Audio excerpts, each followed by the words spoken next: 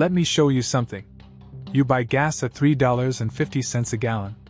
The station owner pockets roughly 5 cents of that. You swipe your credit card. Visa and MasterCard take 10 cents. Read that again. The payment processor makes double what the station owner makes on every gallon sold. Every single time you fill up. Now multiply that across 4,000 gallons a day. 31 million gallons a year across 152,000 stations in America. An industry that generates $553 billion annually, and loses money on the thing it exists to sell. But here's what nobody tells you. The credit card fee isn't even the trap. It's just the most visible part of a machine designed to extract money from people who think they're buying a business, when what they're really buying is a job. With 7-figure debt. In an industry that Boston Consulting Group says could be 80% unprofitable by 2035. By the end of the next 15 minutes, you'll understand exactly why owning a gas station is one of the worst financial traps hiding in plain sight in America. And why the people selling you one are the only ones guaranteed to profit. This is not a business. It's a systematic wealth transfer from franchisees to oil companies, credit card networks, and environmental regulators. And it's designed to look like an opportunity.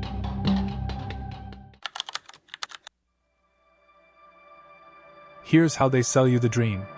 There are 152,000 gas stations in America. They sell 80% of all fuel purchased in the country.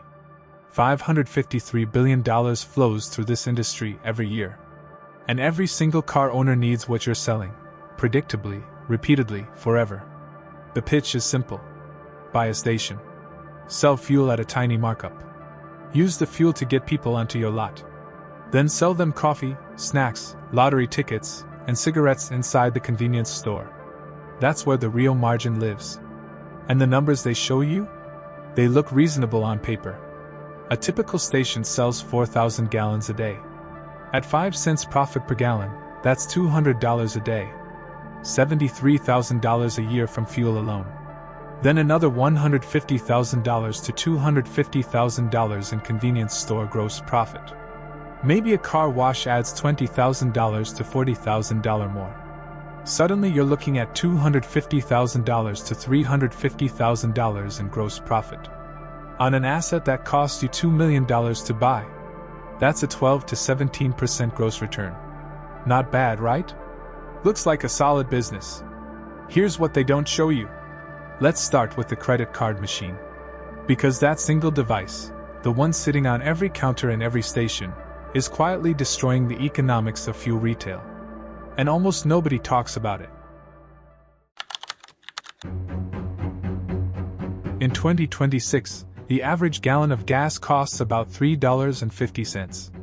When a customer pays with a credit card, and over 70% of them do, the interchange fee is roughly 2.5% plus 10 cents per transaction. On a $3.50 gallon, that's about 10 cents. Maybe more if gas prices spike. The station owners profit on that same gallon, 3 to 7 cents. Let me repeat that. The credit card company earns more on every gallon sold than the person who owns the pumps, pays the mortgage, maintains the underground tanks, and employs the staff. When gas prices rise to $4, $5 a gallon, the swipe fee rises with it because it's percentage-based. The station owner's margin? It doesn't rise. It's fixed at a few cents. The spread actually worsens. Higher prices mean higher swipe fees, same station profit, worse economics. The Merchant Payments Coalition estimates that credit card swipe fees on gasoline cost the industry billions annually. A single station processing $350,000 a month in fuel sales at 2.5% interchange pays over $100,000 a year just in card fees. On a business that was supposed to generate $250,000 to $350,000 in gross profit, credit card processing alone can consume 30 to 40% of your gross before you pay rent, before you pay employees, before you pay your loan. But here's the part that's even more infuriating. The station owner has zero power to negotiate these rates. Visa and MasterCard set the interchange. The card networks don't care whether you're selling fuel at a loss. Every swipe is revenue for them. And you're required to accept cards. Try running a cash-only gas station in 2026. You'll be out of business in 6 months. So the payment system is already bleeding you out. But that's just the first layer. The second layer is the debt you took on just to get into this business. And that's where it gets genuinely ugly.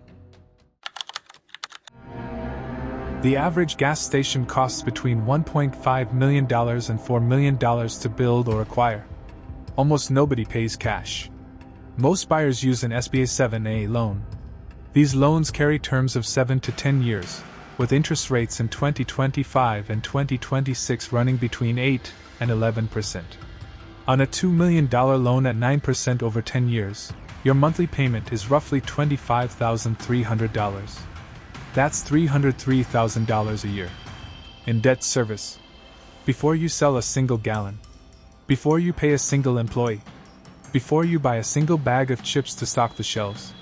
Now go back to that $250,000 to $350,000 gross profit number. Subtract $303,000 in loan payments. You are now losing money. On paper, you're between negative $53,000 and positive $47,000. And you haven't paid for utilities, insurance, payroll, maintenance, or the credit card fees we just discussed. Here's the brutal math in one sentence. You're paying $303,000 a year for the right to work 70 hours a week at a business that might earn you $47,000. That's $12.90 an hour. Before taxes. And lenders know this. They underwrite gas station loans based not on the fuel business but on the convenience store cash flow. They're betting on the Snickers bars and the Monster Energy drinks, not the gasoline. Because they've seen the numbers. They know fuel is a loss leader. They just don't tell you that before you sign. But the debt is only half the story. Because even if you somehow survive the math, you're still not in control of the most important number in your business. The price of the thing you sell. And that brings us to the people who actually run this industry. Here's how fuel pricing actually works. Every day, you call your supplier to check the rack price, the wholesale price of fuel at the distribution terminal. That price can swing by 10, 20, 30 cents a gallon. In a single day. Crude oil moves, refinery output changes, pipeline disruptions happen. The rack price moves constantly. You have almost no control over it. If you're a branded franchisee, Shell, Exxon, Chevron, you're contractually locked into buying from their supply chain. At their price. You don't get to shop around. You don't get to negotiate. You pay whatever the brand tells you to pay. Independent stations have more flexibility. They can buy unbranded fuel for 5 to 15 cents less per gallon. But they also have no brand recognition. No loyalty program. No national marketing. They're competing on price alone against the Shell across the street that has a recognizable logo and a rewards app. And here's the trap inside the trap. Let's say you're an independent. You buy unbranded fuel 10 cents cheaper than the Shell across the street. You price your gas 5 cents lower to attract customers. You're still making 5 cents more margin than the branded guy, right? Wrong. Because now the branded station matches your price to keep customers. Their corporate parent subsidizes the margin hit, because they want to starve you out. They can afford to sell fuel at break-even for months. You can't. You have a $25,000 monthly loan payment due in 3 weeks. This is not a free market. This is a war of attrition. And you're not fighting Shell. You're fighting Shell's balance sheet. The oil companies don't just control the supply. They control the pricing structure. When crude oil prices spike, they pass the entire increase to you, instantly. When crude oil prices fall, the rack price drops slowly, lagged, if at all. There's an entire academic literature on rockets and feathers. Gas prices shoot up like a rocket when oil rises and float down like a feather when it falls. The asymmetry is not an accident. It's engineered. And who captures that spread? The refiner. Not the station owner. Never the station owner.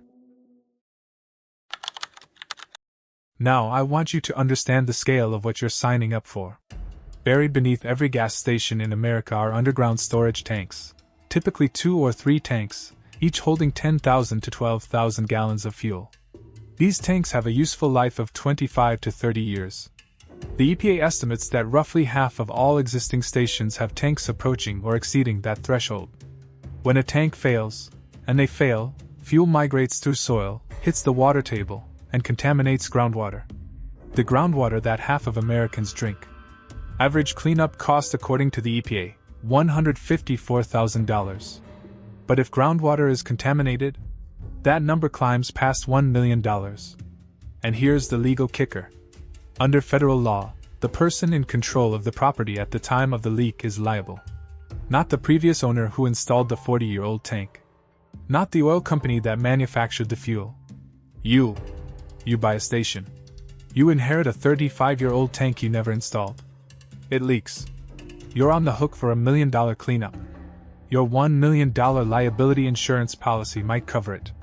It might not. And your insurer might drop you the moment you file a claim. The tank under your feet is a sleeping liability that could cost more than the entire business is worth. And nobody tells you that during the sales pitch. So let's say you survive the credit card fees. You survive the debt service. You survive the price wars. You survive the environmental liabilities. You've spent a decade working 70-hour weeks, 364 days a year, running a gas station. Now you want to sell. You want to cash out. You want the payoff for all that sacrifice. Who buys? In 2024, electric vehicles displaced 2.3 million barrels of oil consumption per day. In 2025, EV and plug-in hybrid sales globally exceeded 17 million units. By 2035, less than a decade from now, Boston Consulting Group projects that up to 80% of conventional gas stations could be unprofitable. The buyer pool for your station is not growing. It's shrinking. Every year, fewer people want to buy a business that sells a product the world is trying to phase out. And think about who the remaining buyers are. They're people who haven't done the math. People who see the same $553 billion industry number, and the same $250,000 to $350,000 gross profit projection. They're the next person in line for the trap. And you're the one selling it to them. And that's the darkest part of this entire machine. It doesn't just trap the person who buys in. It turns them into the bait for the next person. Let me bring this together. The gas station is not a business. It's a financial product designed to transfer risk from massive corporations to individual operators while extracting value at every possible point. The oil company controls your supply, sets your price, and takes their margin first. The credit card company takes their cut on every transaction, often more than you make. The bank collects interest on the loan you took to buy the station. The government collects fuel taxes before you see a cent. The EPA holds you liable for tanks you didn't install, on land you didn't contaminate, for problems decades in the making. And you get whatever is left. Which, on average, is between $60,000 and $150,000 a year, for a 70 to 80-hour work week, 364 days a year, with 7-figure debt and $1 million environmental liability hanging over your head. Here's the math stripped bare. Take a station generating $350,000 in gross profit. Subtract $303,000 in loan payments. Subtract $100,000 in credit card fees. Subtract $80,000 in payroll for 2 minimum wage employees. Subtract $30,000 in insurance. Subtract $20,000 in utilities, maintenance, and repairs. You are now at negative $183,000. Now add back the convenience store profit, the coffee, the snacks, the car wash, which might push you back to $60,000 to $100,000. On a $2 million asset, you're earning a 3 to 5% return. You could put that $2 million in a treasury bond and earn more. Without working 70 hours a week. Without the liability. Without the stress. A treasury bond pays more than owning a gas station. And a treasury bond doesn't leak into the water table. The gas station is the perfect American trap. It looks like a business. It smells like opportunity. It's sold as the American dream: own something, build equity, be your own boss. But the math doesn't work. It hasn't worked for decades. And the people selling you the dream, the oil companies, the brokers, the lenders, they all get paid before you do. The next time you pull into a gas station, look at the person behind the counter. That person might be the owner, working a double shift. On Thanksgiving. Because they can't afford to hire coverage. On a business they paid $2 million to own. They didn't buy a business. They bought a job. With debt. And liability. And a clock ticking on the entire industry. That's not a business. That's a trap. If you want the version of these stories the mainstream gets wrong, the real mechanics, the hidden forces, the second story, hit subscribe. We just dropped our breakdown of why every single NBA valuation is wrong, a massive lie hiding in plain sight. Go watch it. And our deep dive into the brutal economics of owning an NFL team will change how you watch a Sunday kickoff forever. Both are right there on screen. The numbers are never what they seem. And neither is the gas station on your corner.